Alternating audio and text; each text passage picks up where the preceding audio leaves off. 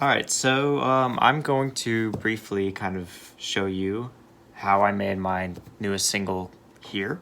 Some of the sounds didn't actually like load in, I guess. I made this song a while ago, and I guess the files got moved and can't find them anymore. It's mostly just minor background stuff that you won't be able to hear.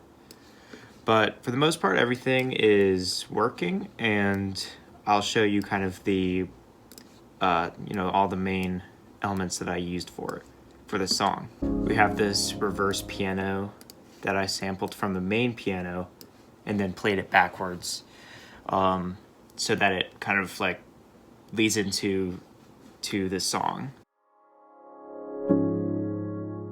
So yeah. So basically what I did to make that is I took the first chord of the piano, I converted that from MIDI to audio so that I could then reverse it and play it right before the first chord comes in so that it kind of like swells into it. So yeah, that's the piano. Okay. And then I have the vocals that I made myself and then processed for this track.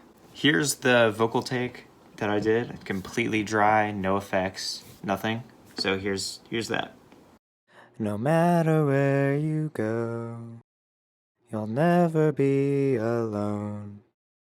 I'll always be right here. Okay, so not great, but after we put all the effects on it, let's see what it sounds like. No matter where you go, you'll never be alone. I'll always be right here. Yeah, so it's a lot better like that. Let's see what I have on it. Basically what's doing most of the heavy lifting as far as the sound effects on this is this little, what is it? The vocal transformer. It's a Logic plugin that basically just changes the format and the pitch of anything that you put on it. So right now its format is -3 and the pitch is at 12. And the mix is kind of like halfway, so you're hearing kind of like half of the original, the just dry, no effects, and then you're hearing half of this new processed vocal. If I put that on 100, let's see what that sounds like. No matter where you go, you'll never be. Yeah, so it sounds kind of weird, but when you put it on what I had it, which was like 53%, you kind of get like two voices. It's kind of cool. No matter where you go. Yeah, so that's how I made that vocal, the little vocal hook for this song. So the next part we're gonna look at here are the drums, and they're pretty cool.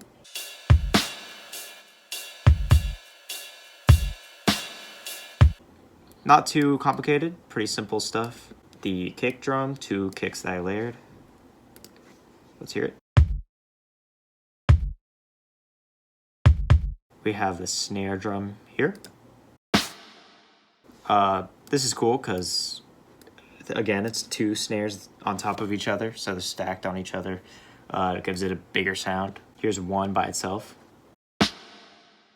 Here's the second one by itself. But both of them together gives it kind of a bigger, fuller sound. Then we have this little ride cymbal. We have a crash cymbal. I think, oh yeah, I put a chorus on it. That's what I did.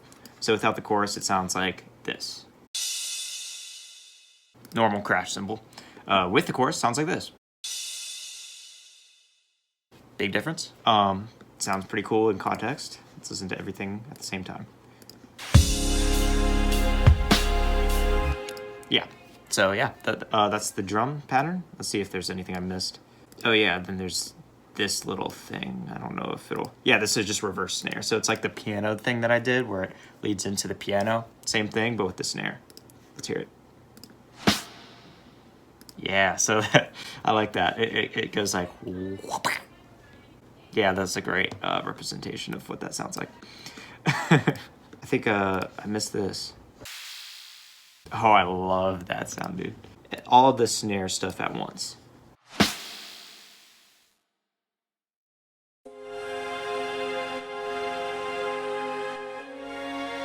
It's kind of like gives it this like airiness, just high-end material, which is really nice for a song like this. It gives it a lot of emotion, I think.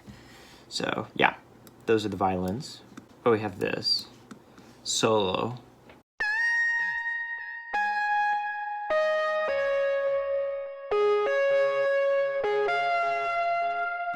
Yeah, so that's cool. I played this little clav sound and put a whole bunch of effects on that. Way too many effects. Distortion gives it a more gritty sound. Let's hear it. That's with distortion. Without distortion makes a big difference. That's the little solo. Pretty cool stuff. And then we get into this final section of the song where everything kind of comes together. Let's hear everything at the same time.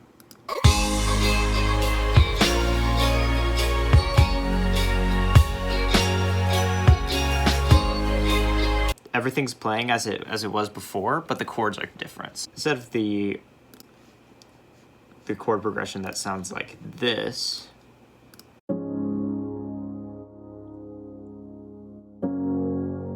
instead of that chord progression right there, it goes into this one.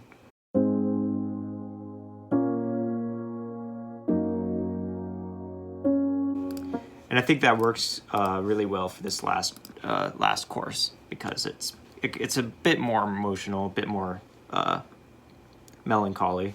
And for this this section, I brought in some ukuleles that I played and put a whole bunch of effects on those as well. So let's listen to those real quick.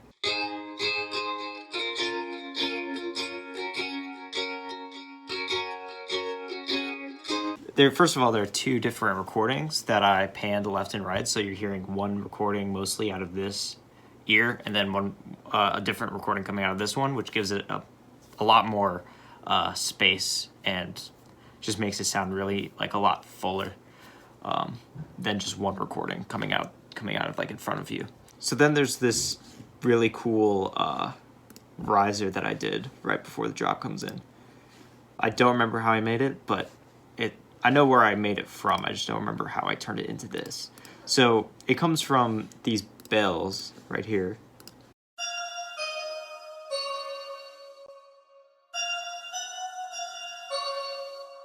And those play throughout the last drop. But then out of that, I made this really weird sounding transition effect that, like, it's really cool. So let's just listen. Okay, so yeah, that's how I made the song here. Let me zoom out so you can see everything. Let's see, it's got 64 total tracks, which is a lot more than I usually use. Okay, so I was recording that, and then all of a sudden my phone ran out of storage. So I hope you like that, and I'll probably do that for more songs that I come out with in the future. So, all right.